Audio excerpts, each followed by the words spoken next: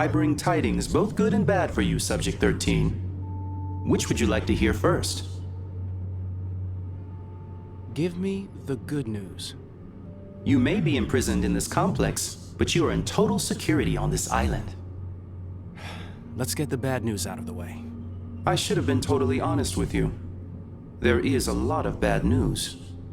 The first is that the island's former occupants have blocked all the exits to the complex. And the second is they were then brutally massacred. And didn't you say there was good news? Don't be so negative, Subject 13. You have to find a way out of here. Look around you. Maybe there are interesting clues to be found.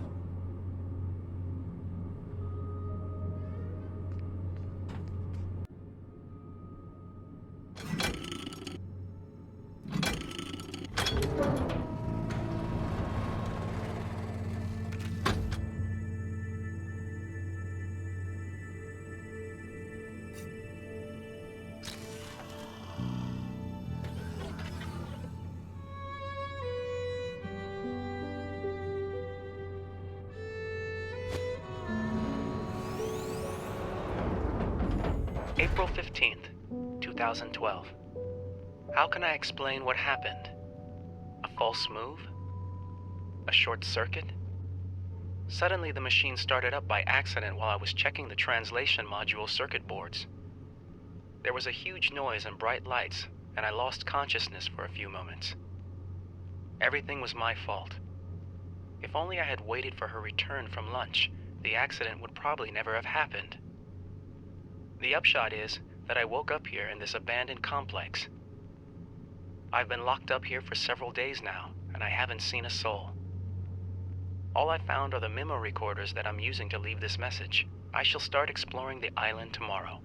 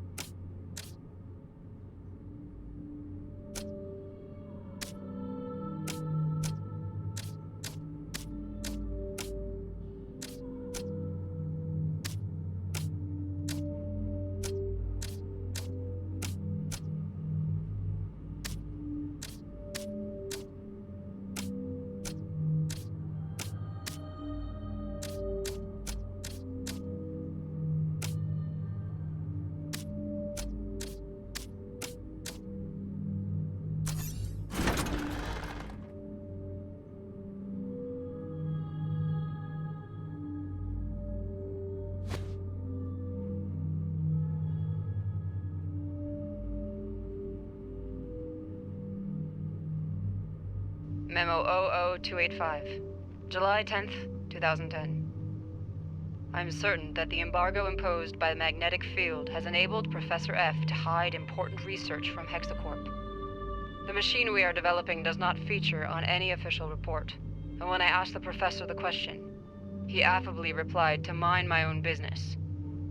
In the course of 10 years in this profession, I thought I'd seen it all. But right now I don't understand how sacrificing chickens can help our research advance.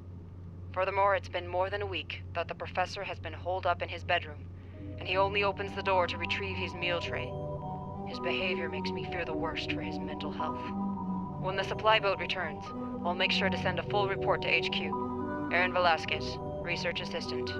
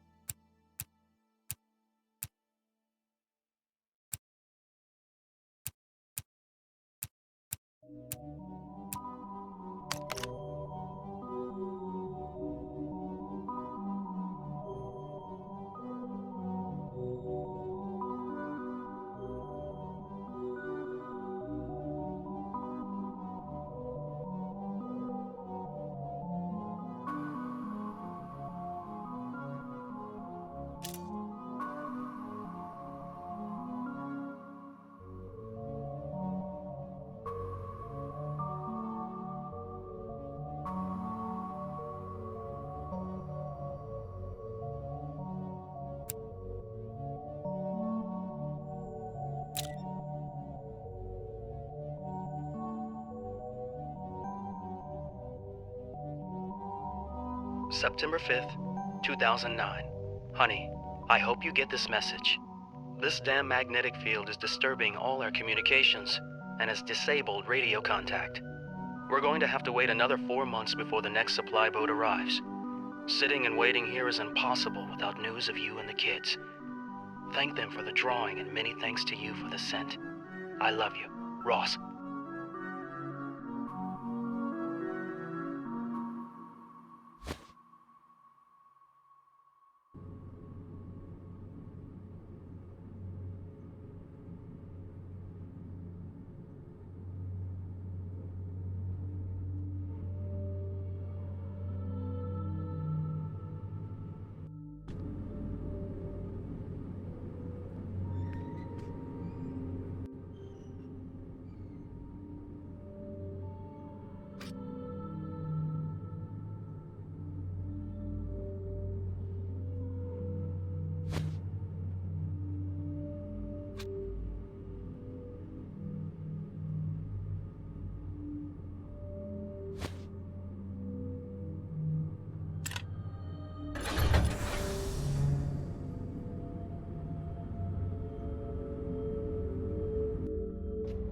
What the?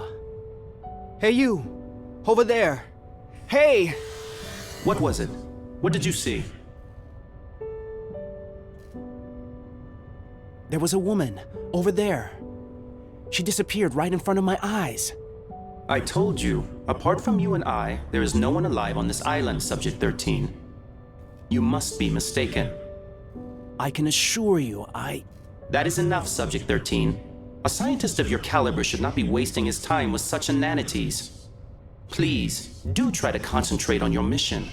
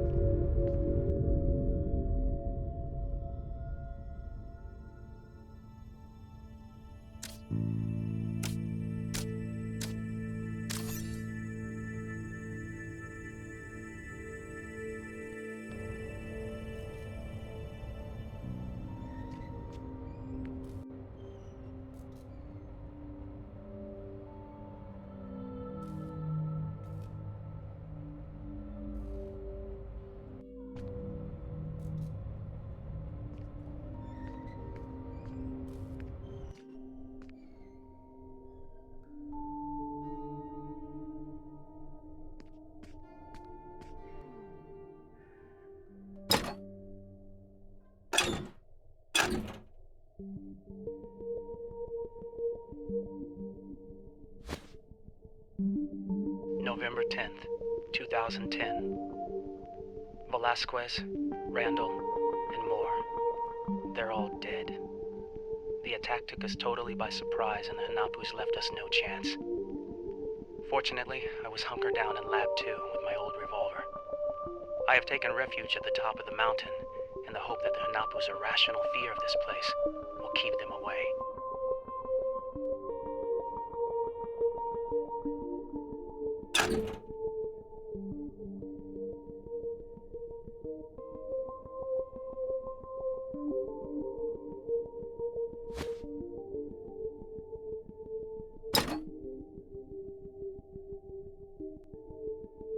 Report from October 24th, 2010.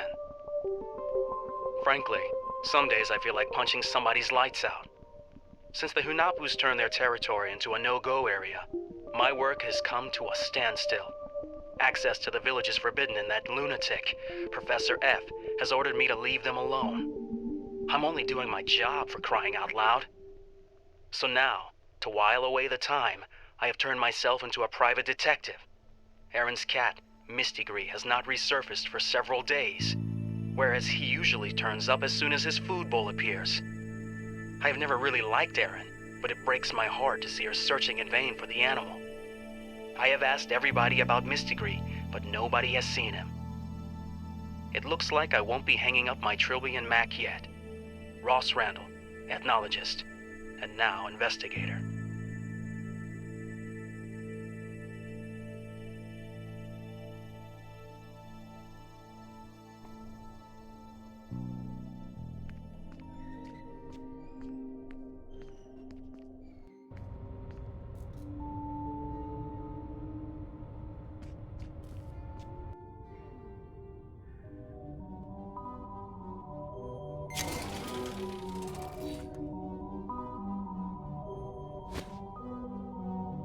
September 13th, 2004. By the time you read this, I'll be far away.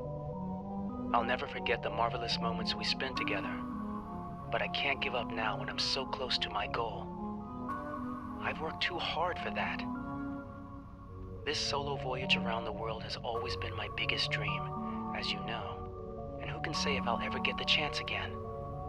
Please forgive and forget me. I love you. F.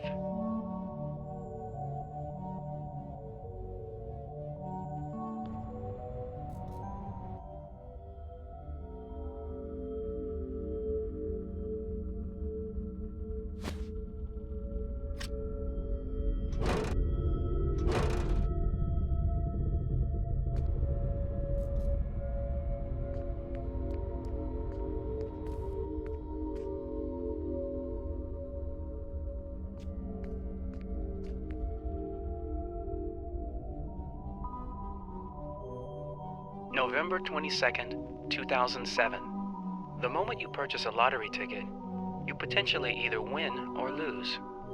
According to quantum theory, both of these possibilities coexist simultaneously, but as soon as the draw is made, they separate into two distinct realities. The one in which you win and the one in which you lose. What if one was capable of choosing the reality in which one wants to live?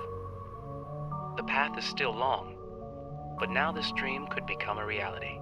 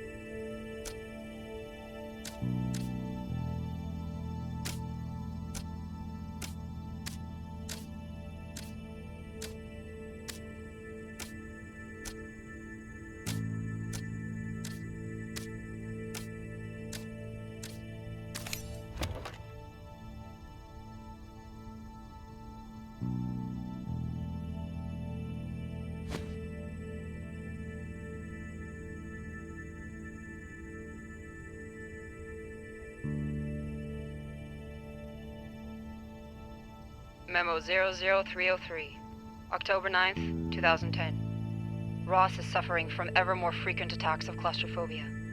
He has asked Professor F for authorization to move into one of the work camp huts where we lived before we built the complex. Unfortunately, because of the incidents involving the locals, his request was turned down flat. The atmosphere here is deteriorating by the day. Aaron Velasquez, Research Assistant.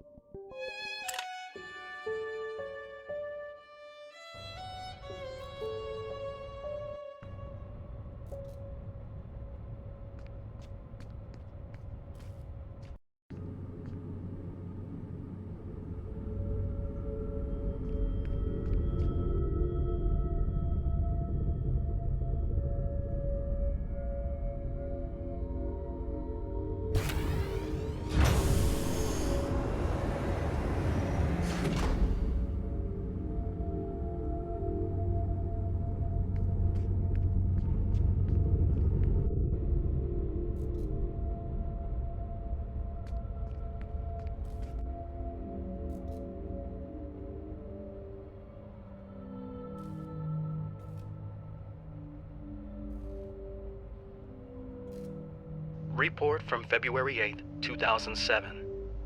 The inhabitants of the island call themselves the Children of the Hunapus, an ancient people descended from the Maya civilization. They have lived here for several generations, probably as a result of a shipwreck, and are totally self-sufficient. Their dialect could be classified as Yucatec, of Proto-Mayan origin, even if there are various divergences. I have started drawing up a reference table so as to be able to communicate more easily with them. Ross Randall, ethnologist.